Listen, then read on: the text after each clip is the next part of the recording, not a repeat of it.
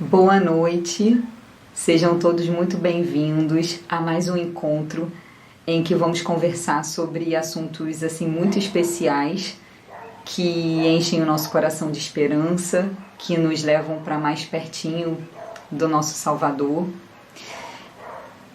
Nós estamos vivendo um momento que talvez seja a maior crise mundial que a nossa geração já enfrentou. Pode ser que pessoalmente você já tenha enfrentado uma crise maior do que essa, talvez o falecimento de alguém querido, talvez uma doença física, uma doença psicológica, mas em termos coletivos, essa crise que nós estamos vivendo, essa pandemia, é a maior crise que nós dessa geração já enfrentamos. Eu pessoalmente já enfrentei um sofrimento pessoal muito maior do que esse atual, que foi quando eu, na minha adolescência, quando eu tinha 19 anos, eu recebi a notícia do falecimento de uma pessoa que eu amava muito. A minha família, ela sempre foi muito unida, tanto por parte de mãe quanto por parte de pai. Meus avós casados, sempre fazendo reuniões assim semanalmente, unindo todos os filhos, os netos, todo mundo junto. E eu nunca tinha me deparado com a perda de uma pessoa querida. Eu nunca tinha passado por um momento de sofrimento, sabe? Até 19 anos, assim, tão importante. Até que eu recebi a notícia do falecimento da minha avó. A minha avó era uma pessoa que eu amava muito, muito, muito. Era aquela pessoa que, assim, sempre que a minha mãe não podia me socorrer ou me acudir, era a minha avó. A minha avó, ela sempre estava perto de mim, ela me dava muito carinho, eu ficava muito tempo próximo a ela. Era uma pessoa que eu amava demais, era como se fosse minha segunda mãe. E quando eu recebi essa notícia, eu fiquei completamente sem chão. Sabe quando parece que o nosso chão some, que a gente fica sem ter em que se apoiar? Eu não tinha esperança em nada, em mais nada. Eu comecei a desenvolver doenças físicas por conta dos problemas psicológicos. Eu comecei com uma alergia que eu ficava toda inchada, minha pele toda irritada, avermelhada, e ninguém descobriu o que eu tinha, porque tudo estava relacionado à minha mente, ao trauma psicológico que eu estava enfrentando. Foi nesse contexto de completo assim, desespero, de tristeza, de falta de vontade de seguir em frente, que o Felipe, que eu tinha conhecido há pouco tempo, ele me apresentou a Bíblia. Ele me deu uma Bíblia de presente e me deu um estudo bíblico. Ele me deu um livro também que me marcou muito, e eu comecei a estudar sozinha a Bíblia. Eu lia o estudo, eu lia a Bíblia, e naturalmente eu fui começando a sentir uma paz, uma sensação completamente diferente de tudo aquilo que eu já vinha vivido. E eu comecei a ler alguns versos que começaram a fazer muito sentido e que começaram realmente a transformar a minha vida, a me dar a felicidade, e assim, aquela felicidade no meio de uma situação tão triste. Um verso que, assim, eu amo muito porque ele faz sentido na minha vida diariamente, quando eu passo por algum momento difícil, e que eu li naquele momento, foi João 16:33, que diz assim, Jesus mesmo diz, no mundo tereis aflições, no mundo tereis tribulações, mas tem de bom ânimo, porque eu venci o mundo. Ou seja, no mundo a gente vai passar por momentos difíceis, mas Jesus venceu, e Jesus, ele promete nos dar a vitória também. Outros versos que me fizeram muito sentido, como o Salmo 122, versos 1 e 2, que diz assim, elevo meus olhos para o monte, de onde me vem o socorro? O meu socorro vem do Senhor Deus, que fez os céus e a terra. Ou seja, o Deus que me criou, ele não me lançou ao mundo à própria sorte. O Deus que me criou, ele cuida de mim todos os dias. E aí eu continuei lendo a Bíblia e vendo outros versos, como por exemplo, Salmos 37, verso 5, que diz, entrega o teu caminho ao Senhor, confia nele e o mais ele fará. O que Deus poderia fazer na minha vida naquele momento? Deus, ele era o único que poderia me dar paz, me dar esperança, confortar meu coração em meio àquela situação difícil que eu estava vivendo. E a partir daqueles estudos, das coisas que eu comecei a estudar, da leitura da Bíblia, eu comecei a fazer alguns questionamentos, como por exemplo, como que eu consigo me aproximar mais desse Deus? O que eu preciso mudar? O que eu preciso fazer para me relacionar com esse Deus? Como encontrar o caminho da salvação? Por que caminho eu tenho que andar agora que eu comecei a ler coisas que começaram a fazer sentido para a minha vida e a me dar paz? Sabe, quando eu passei no vestibular para medicina, Eu passei na cidade de Niterói, na faculdade, numa faculdade chamada Universidade Federal Fluminense. E Niterói, para quem não conhece o estado do Rio de Janeiro, fica separado da cidade do Rio de Janeiro por uma ponte, a ponte Rio-Niterói. E essa ponte ela tem mais ou menos 13 quilômetros e eu passei a percorrer para chegar da minha casa à minha faculdade uma ponte quase que todos os dias. E a ponte ela é algo que te leva a um lugar. Assim como a gente passa por pontes, como eu passava por aquela ponte Rio-Niterói que era tão extensa, que me levava a algum lugar, assim como a gente passa por pontes sobre rios, por pontes sobre lagoas, por pontes sobre estradas, na nossa vida espiritual, a gente também precisa de uma ponte. Uma ponte que vai nos conectar ao nosso Criador, uma ponte que vai nos levar à salvação, uma ponte que vai nos devolver a felicidade em meio às tribulações. Eu já ouvi muitas pessoas dizendo para mim assim, eu já sou boa, eu ajudo tantas pessoas, eu não faço mal a ninguém. Será que isso basta para a gente ser salvo? Qual que é a nossa motivação para ser bom? Será que a minha motivação ela é uma motivação egoísta? Será que eu sou boa por um motivo egoísta, só para parecer para as outras pessoas que eu sou boa, que eu estou fazendo bem? Sabe, por nós mesmos, pela nossa força. É impossível nós escaparmos do abismo do pecado em que nós estamos inseridos.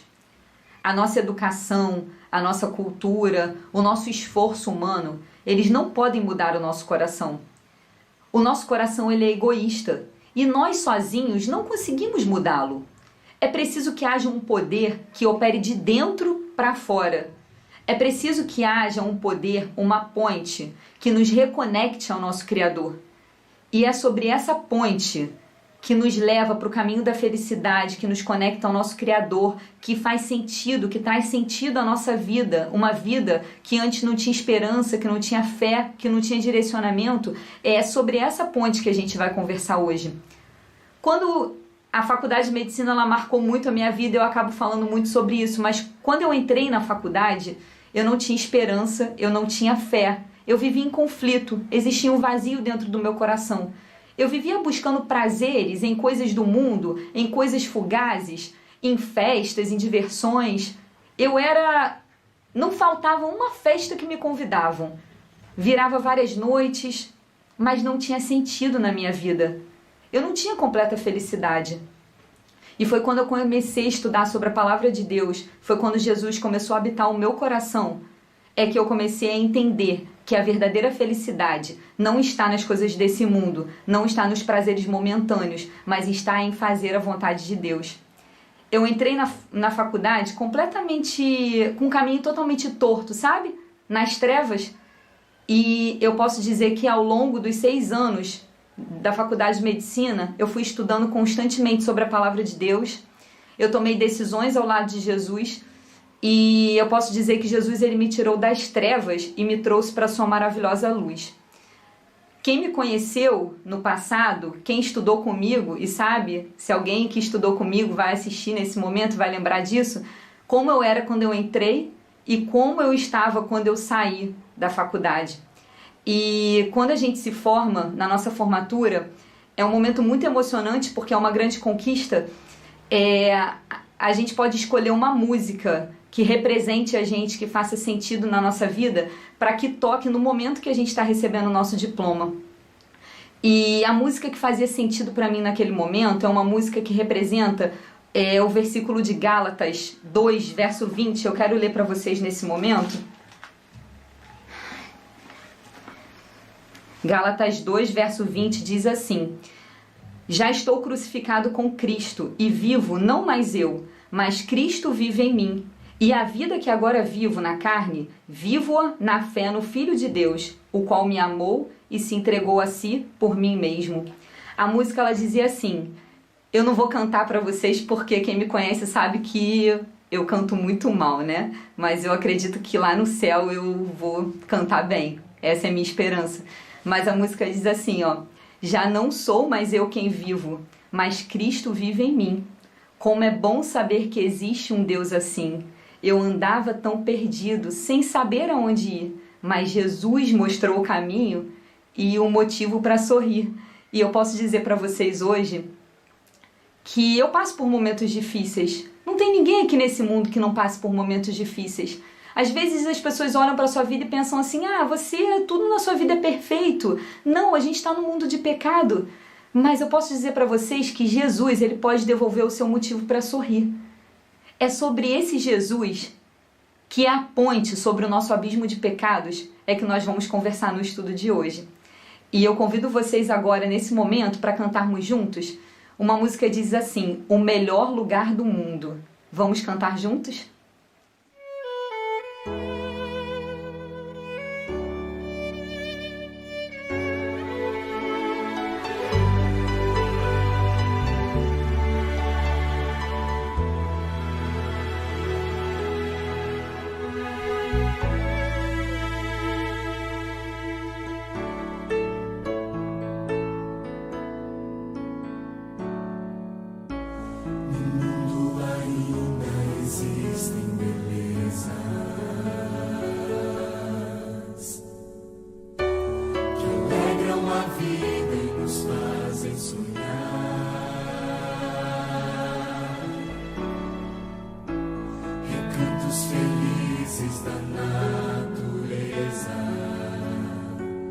Onde qualquer ser humano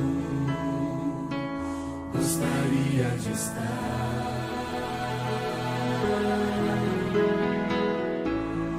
Mas de todos os lugares,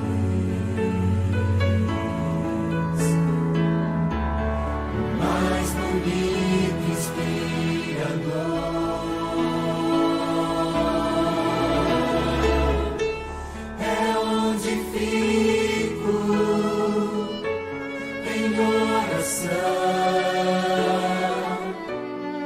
junto aos pés do Salvador. O melhor lugar do mundo é aos pés do Salvador. É ali onde a esperança traz alívio ao sofredor. É ali onde eu me encontro com a fonte do amor, o melhor lugar do mundo é aos pés do Salvador.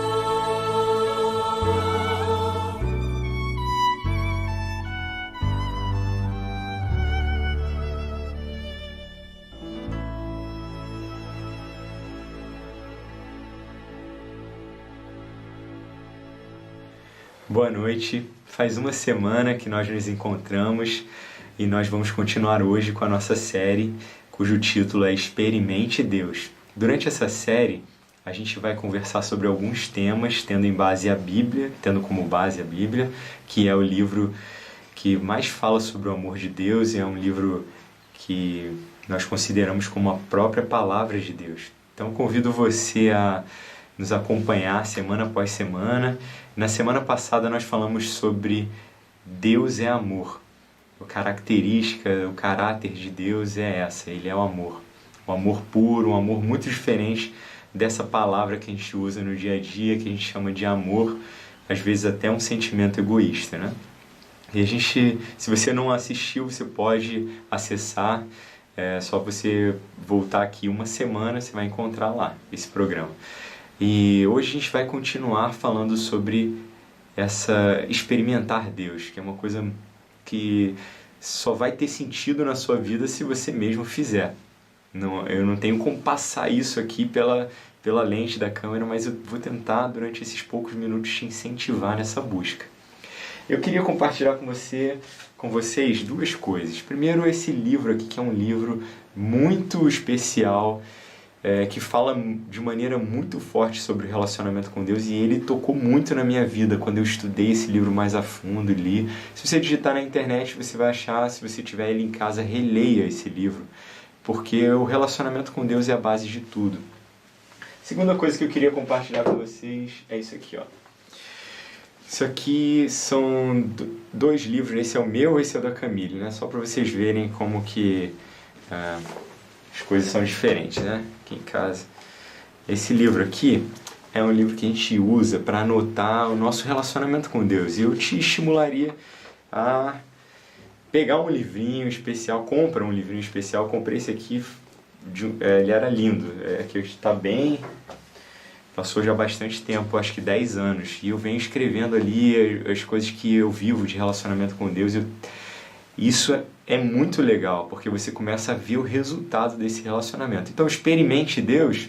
Se você começar a anotar as coisas, você vai conseguir ver resultados e você vai ficar muito feliz. Você vai ver que é uma realidade. E durante essa quarentena, muitas pessoas estão buscando a Deus. E eu recebi mensagens muito especiais do nosso último encontro. Pessoas falando assim, poxa, é muito legal ver como Deus mudou a vida de vocês. Pessoas que conhecem a gente de muito tempo e sabem que a gente era muito diferente de hoje. E elas falam assim, poxa, que bom que vocês estão encontrando paz no relacionamento com Deus. Estou muito feliz assim, de poder compartilhar isso com vocês e ao mesmo tempo eu fico muito apreensivo, porque quem me conhece sabe quem eu sou. Eu não sou tão legal. Aqueles que não me conhecem devem pensar assim, pô, ele é muito legal, muito calmo, né? Cara, só Deus usando a gente. E a Bíblia compara esse Deus usar como uma joia colocada dentro de um vaso de barro, sabe? A gente é um vaso de barro. E Deus, quando habita na gente, Ele é que é precioso. Então eu gostaria de orar nesse momento para pedir para que Deus me use para tentar te influenciar nesse caminho de experimentar Deus. Então vamos falar com Deus nesse momento?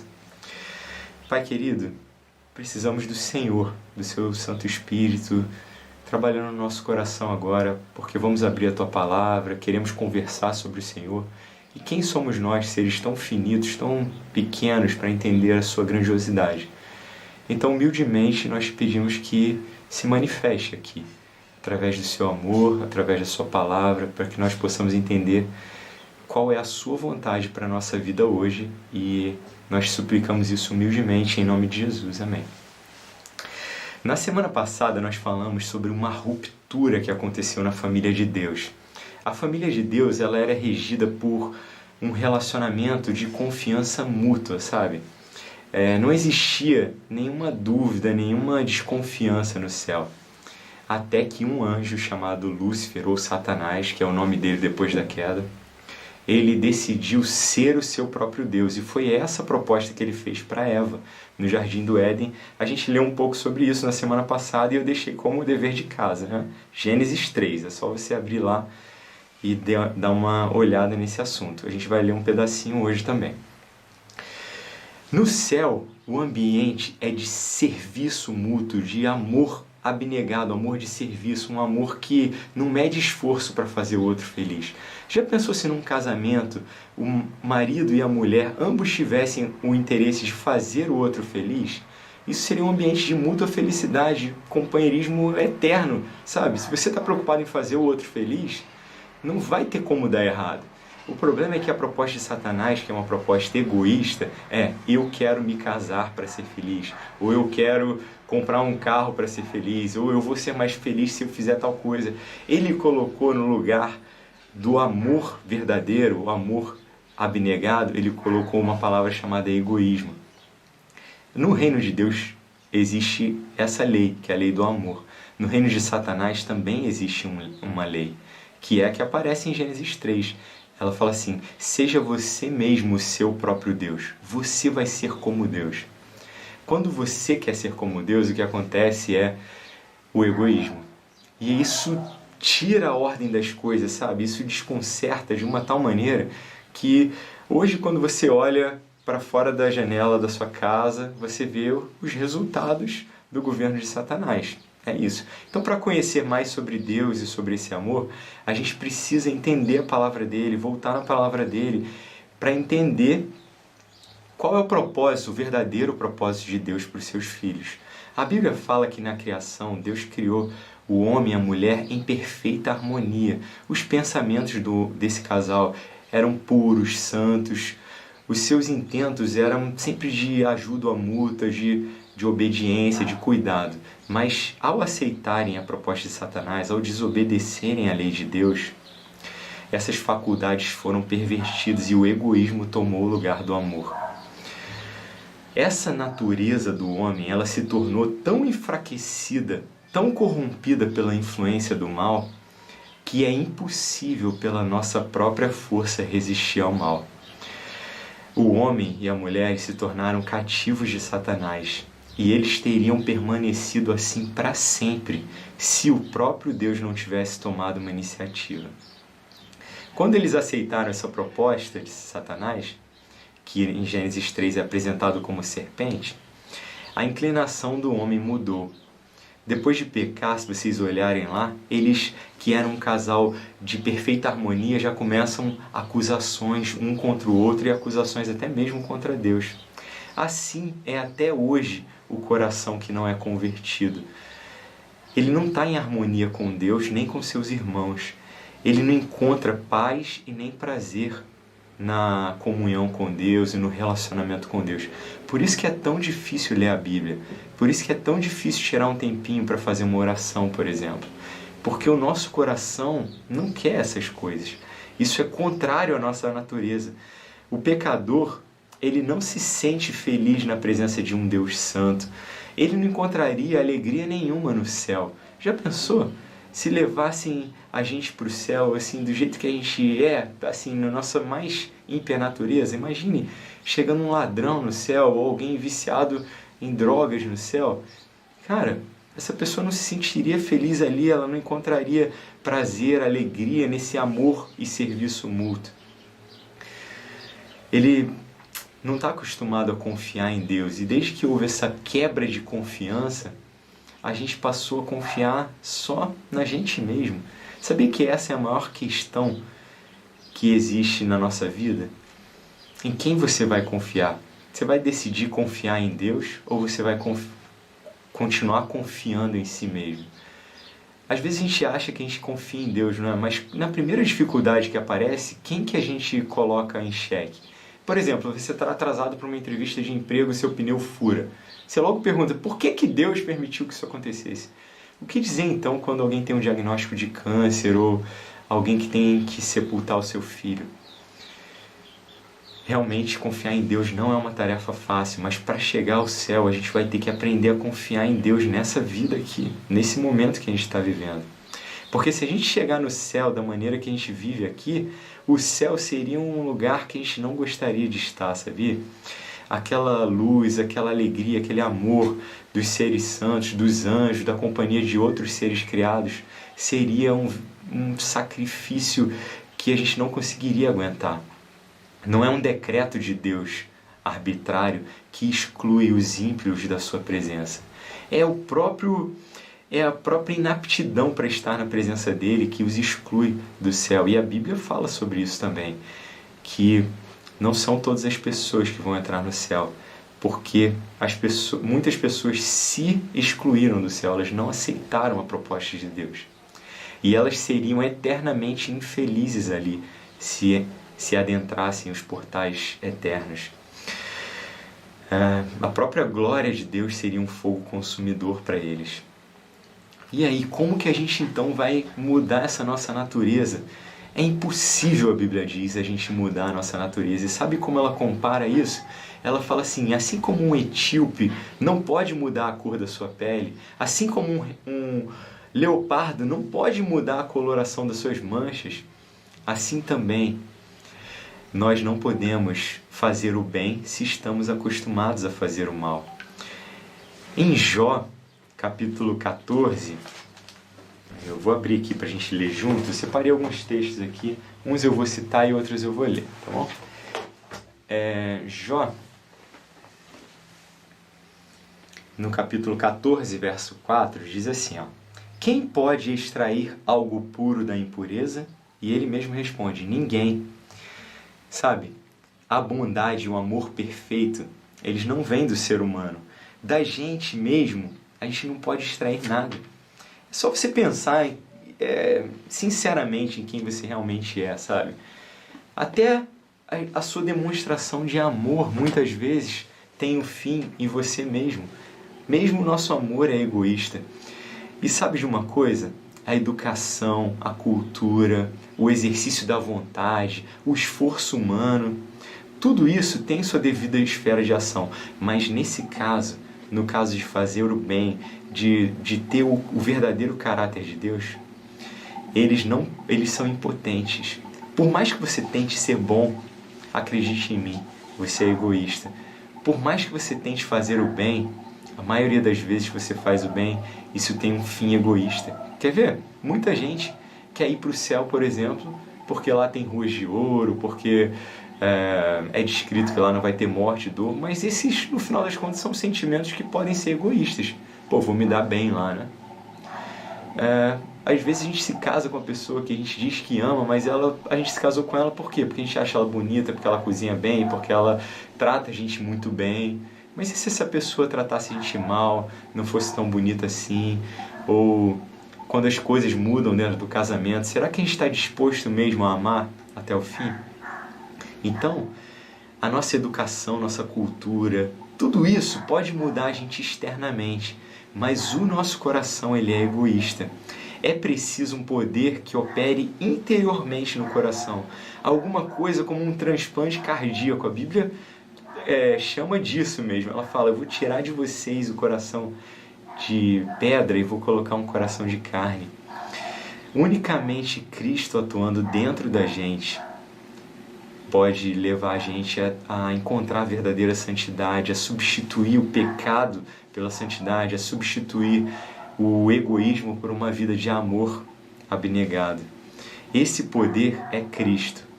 Sua graça, unicamente, é que pode avivar as amortecidas faculdades da alma e atraí-la à santidade. O Salvador mesmo disse em João, e eu convido você a abrir a sua Bíblia, se você não tiver aí agora, depois você pode abrir no Evangelho de João. Se lembra que eu falei para você? Comece lendo a Bíblia pelo Evangelho de João. Ele trata o amor de uma maneira tão refinada e tão bonita. E aqui ele diz assim, ó, João 3, verso 3, ele fala assim, ó, em verdade te digo, que se alguém não nascer de novo, não pode ver o reino de Deus.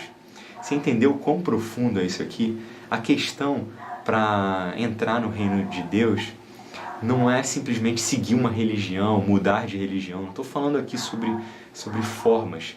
Estou falando aqui sobre nascer de novo. É disso que João está falando.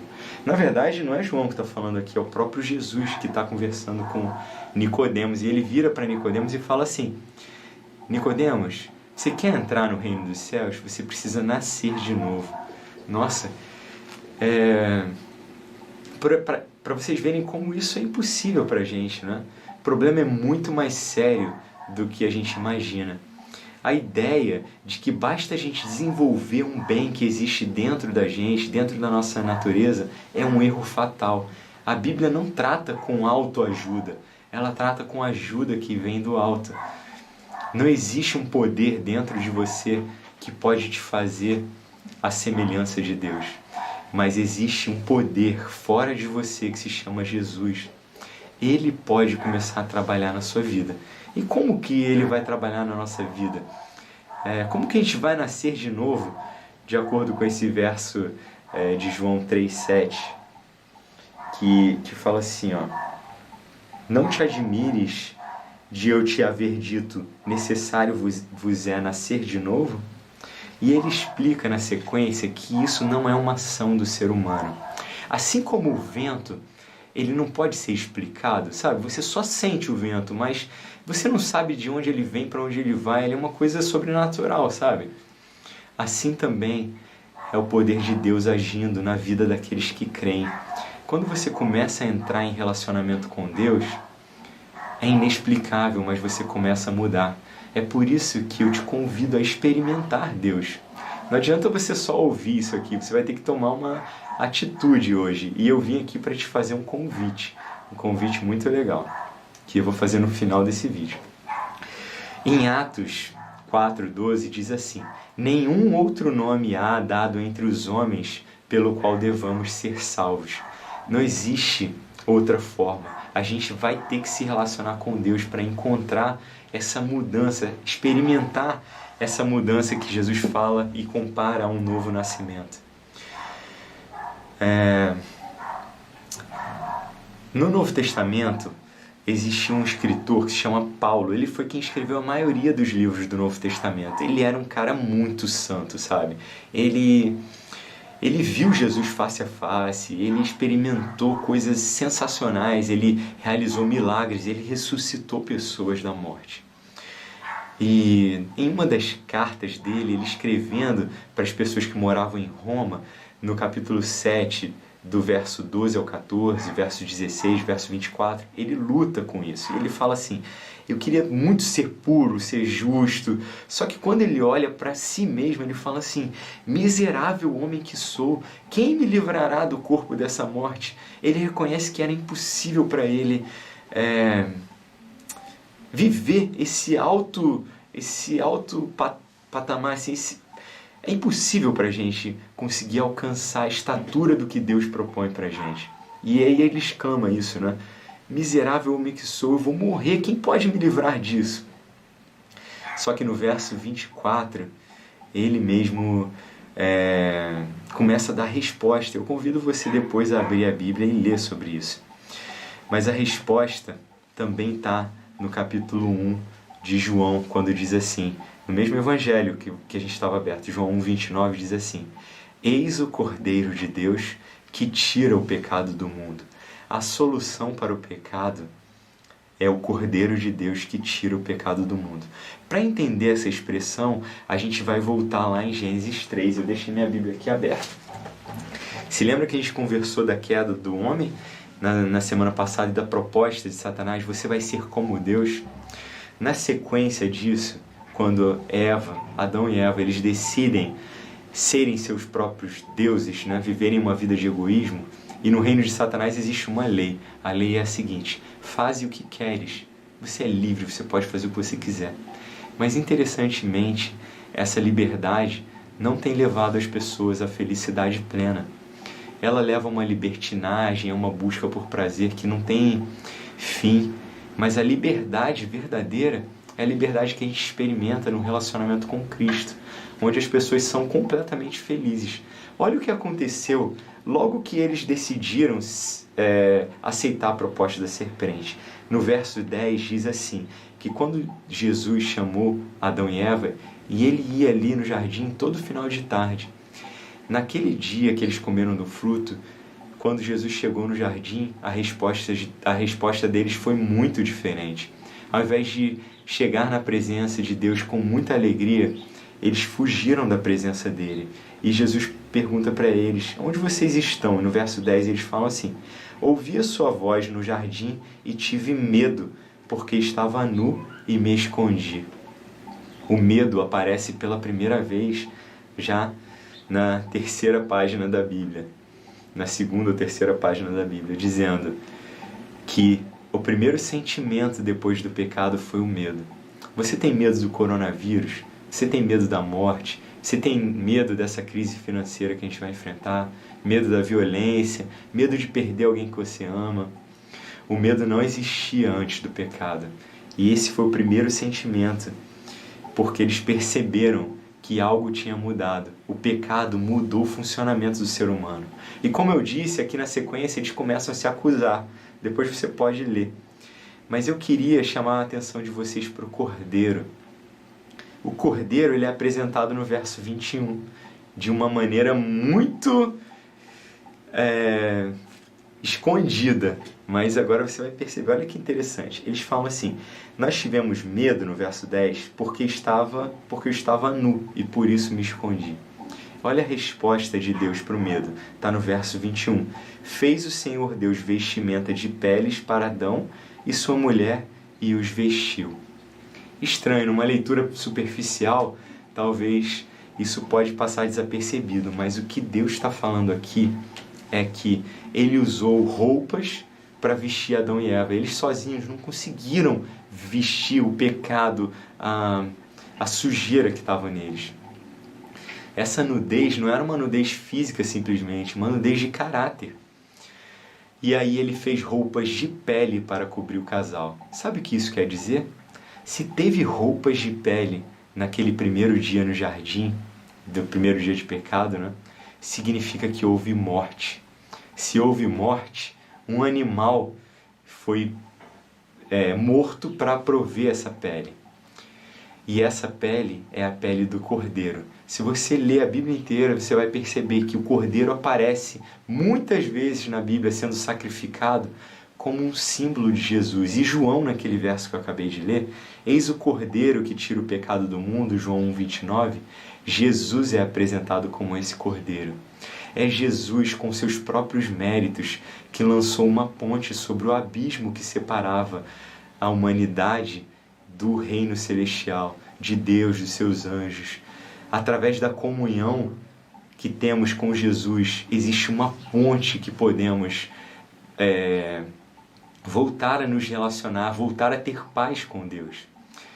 A Bíblia compara isso de muitas maneiras. Na história de Jacó, compara como uma escada que une a terra ao céu.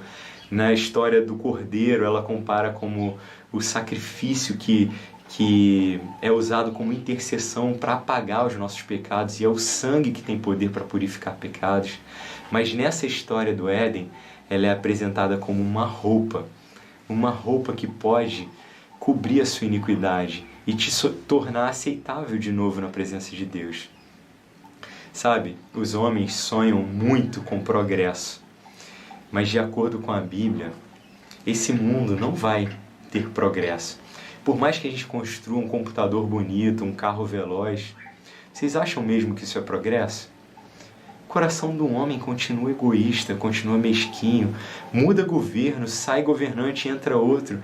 Nada muda, sabe por quê? O problema do homem não está no exterior, não está na falta de remédios, não está no atraso da medicina. Não, o problema do homem é interior. A não ser que você nasça de novo, você não vai poder ver o reino de Deus. E aí Jesus se apresenta no mesmo livro de João, no capítulo 14, verso 6, dizendo assim: você quer ir para o céu? Eu sou o caminho, eu sou a verdade, eu sou a vida. Ninguém vem ao Pai a não ser por mim. Não tem outro caminho. Você não precisa gastar sua energia procurando em várias fontes. Tenha uma vida de relacionamento com Jesus e Ele vai preencher tudo o que você precisa. Ele vai preencher seu casamento, Ele vai preencher de sentido a sua vida profissional, Ele vai preencher a sua vida com o que você precisa de bens materiais, Ele vai te dar felicidade mesmo em meio à tempestade, pode acreditar nisso, porque a gente já experimentou. Considere o maravilhoso sacrifício que foi feito por você. Naquele dia no Jardim do Éden, nunca tinha havido nenhuma morte, nenhuma folha tinha caído da árvore. A primeira morte foi a morte do cordeiro. Eu consigo imaginar Adão naquele dia vendo o cordeiro, que era o animal mais manso, mais puro, talvez o animal mais próximo de Adão. Assim como você tem um cachorrinho em casa, Adão andava bem próximo daquele cordeirinho. E aí Deus vira para Adão e fala assim: olha, esse animal, esse cordeiro, vai morrer. Ele: como assim? Adão, você tinha que morrer porque você pecou, mas sabe o que vai acontecer? O cordeiro vai morrer. Não que o cordeiro tenha poder para purificar pecados, mas o cordeiro é um símbolo do filho da mulher. Gênesis 3,15 fala isso. O filho da mulher, ele vai vir para te libertar do pecado. Jesus veio para nos libertar do pecado, para fazer essa ponte com o céu. Naquele dia, o cordeirinho, tremendo, teve seu sangue esvaindo nas mãos de Adão, e ele entendeu que alguém teria que morrer para pagar o preço do seu pecado. Unicamente de frente com esse amor, considerando esse amor, é que a gente consegue avaliar o alto sacrifício que o céu empenhou para salvar a humanidade. A morte do cordeiro ou de um cachorrinho pode ser dolorosa, mas a morte de Cristo foi muito mais dolorosa. Ele não tinha nenhum pecado. Ele não fez nada para merecer aquilo, mas ele veio do céu, nasceu como uma criança, viveu uma vida de serviço abnegado, de amor por aqueles que não mereciam amor. Ele foi odiado, mas ele em nenhum momento retribuiu com algum sentimento ruim.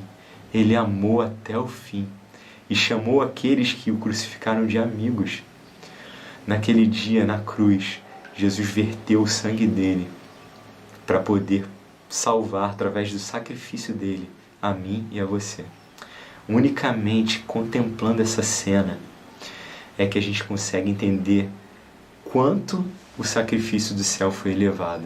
O preço foi muito alto. Que preço foi esse? Para que esse preço foi pago? Esse preço foi pago para que a gente possa de novo ser incluído na família de Deus, para que a gente entenda o verdadeiro caráter de Deus e passe a confiar nele de novo. Se você acha que você sofre no grande conflito entre Deus e Satanás, olhe o sofrimento do Criador. Todos esses são filhos dele. Um pai que ama muito, quer ter muito seus filhos de volta, ele estava disposto a dar o maior preço. Não tinha nenhum preço mais elevado do que a morte de Cristo que ele poderia ter dado para te ter de volta nos braços dele. Sabe, até mesmo os juízos divinos pronunciados contra o pecado, eles são a fim de advertir os seus filhos contra o governo de Satanás. Deus está dizendo: guarda a minha lei, entra em relacionamento comigo. Esse caminho de Satanás, ele leva à morte e destruição. É só você ver o noticiário todos os dias. Assim como um pai avisa um filho que está indo com o dedinho lá na tomada, falando: filho, você vai tomar um choque. Deus está avisando seus filhos: filhos, voltem para mim, entrem em relacionamento comigo, confiem em mim de verdade, guardem as minhas leis. Eu posso levar vocês de volta ao paraíso. Eu posso levar vocês de volta a uma vida perfeita. Meu convite para você hoje é: entre de novo em relacionamento com Deus. A única coisa que você pode dar a Deus em retribuição ao grande sacrifício que Ele fez por você é entrar em relacionamento com Ele, é entregar o seu coração, é nascer de novo com Ele. Como é que funciona esse relacionamento, esse nascimento? Quando a gente começa a ir a Deus todos os dias na presença dEle, Ele começa, assim como o vento é inexplicável, né? Ele começa a transformar a nossa vida. Pessoas que eram escravas do álcool se tornaram livres. Pessoas que eram raivosas, iradas, se tornaram pacíficas. Pessoas que eram perseguidores se tornaram mártires. Esse livro tem poder de transformar vidas. Quando eu cheguei aqui na Bahia, comecei a trabalhar levando a palavra de Deus para pessoas, eu vi pessoas ficarem livres das drogas, ficarem livres de casamentos opressivos e que se tornaram casamentos de amor. Eu vi pessoas ficarem livres da ganância, vi pessoas que estavam destinadas a morrer em pouco tempo, retornarem à sua saúde. Deus pode mudar a sua vida. E o meu convite para você é: entre em relacionamento íntimo com Deus. Tenha um encontro com Ele todos os dias. Leia a palavra dEle todos os dias. Ore todos os dias. E fale do amor dEle para as pessoas todos os dias. Se você não sabe como fazer isso, aqui é o convite que eu tinha prometido. Todos os dias, de 5 a 6 da manhã, a gente está fazendo um encontro de oração, leitura da palavra pelo Zoom. Entre em contato comigo, deixe sua descrição aqui embaixo, ou entre em contato com a gente, porque todos vocês que estão assistindo nos conhecem. Entre em contato conosco e peça assim: me adicione no culto da manhã. De 5 às 6 da manhã a gente está passando momentos juntos de oração, de leitura da Bíblia. Você vai encontrar conforto na presença de Deus. Confiar nele é a decisão mais difícil a ser tomada, mas sem essa decisão, ninguém verá a Deus. Você está disposto a oferecer sua vida em relacionamento com Deus? Entregue sua vida a Deus hoje. Você vai ouvir uma música agora, e durante essa música eu gostaria que você fechasse seus olhos e conversasse com Deus. Entregue a sua vida a Ele, fale para Ele abertamente: eu quero me relacionar contigo.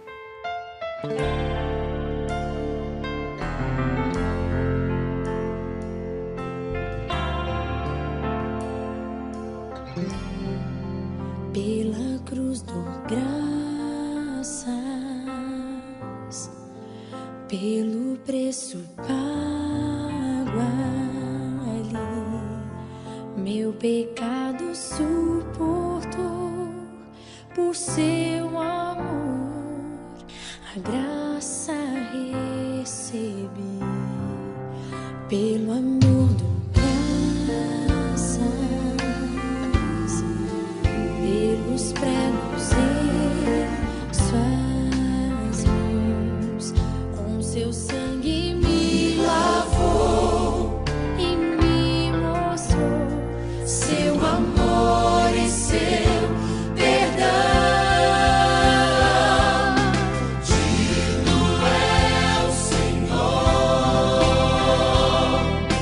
que no trono está. Coroai o Rei dos Reis, pra sempre reinará.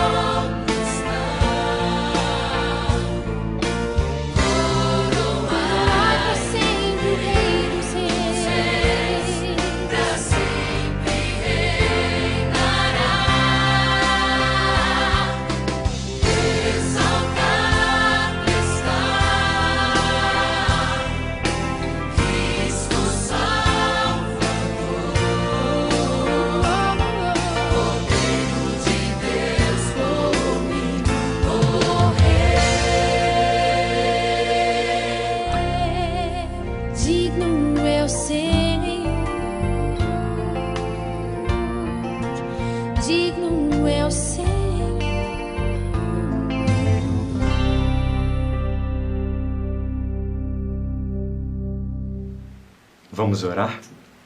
Pai querido, essa quarentena, esse sofrimento todo que veio bem pertinho da gente, serviu para a gente perceber que a gente precisa desesperadamente do Senhor.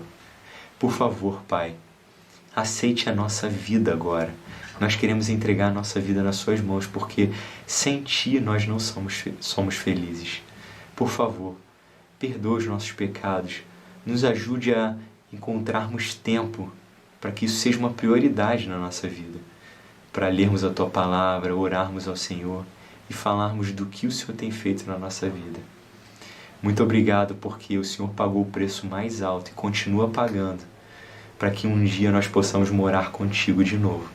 Nós queremos aceitar esse convite. Aceite a nossa vida nas suas mãos, é o que nós pedimos em nome de Jesus. Amém. Que Deus te dê uma boa semana e na próxima quarta-feira nós vamos começar conversando sobre um tema bem interessante. Nós vamos falar sobre a morte, sobre a volta de Jesus e eu convido você a continuar buscando a Deus. Continue na leitura da Bíblia e você vai ver que a sua vida vai ser mudada. Você vai se tornar uma pessoa muito mais feliz. Um abraço.